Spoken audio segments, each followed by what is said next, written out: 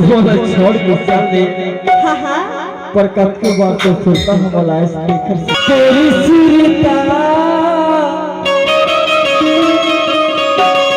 हाथी ना मछना ना सुनाए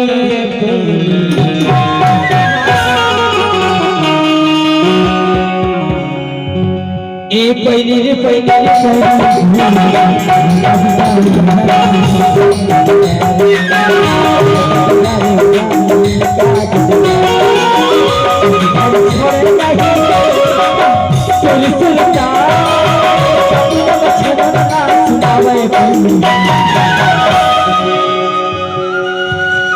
राजकुमार जी